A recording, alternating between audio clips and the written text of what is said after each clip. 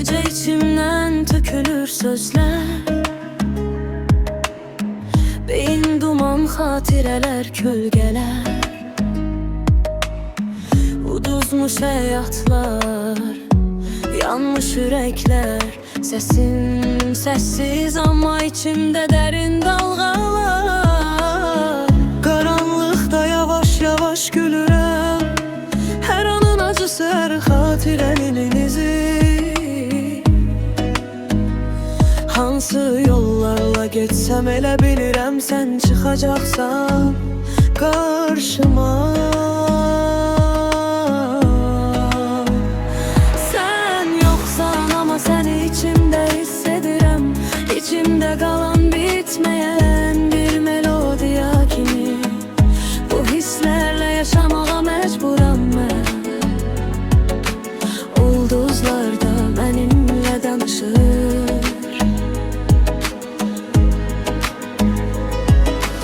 Ay pencereden bakıp gülür, hislerim karışık ama sence her kederde bir güzellik getirir. Her kederde bir güzellik getirir. Hatırlar. Geceler uzun, gölgeler derindi. Sözlerim sert, her sözde sensizliğin hükmü var. Duman içinde ben seni çağıram.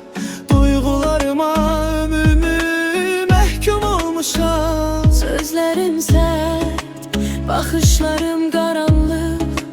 Her melodiyada senin izlerin parlayır.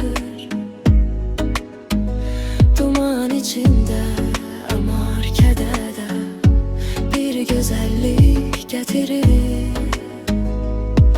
Hatırla. Sen yoksan ama seni içimde hissedirim.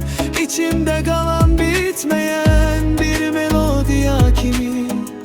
Bu hislerle yaşamağa mecburam ben.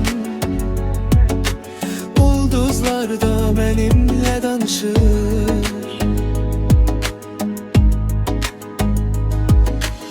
Ay pencereden bakıp gülür, hislerim karışık ama sence her kederde bir güzellik getirir.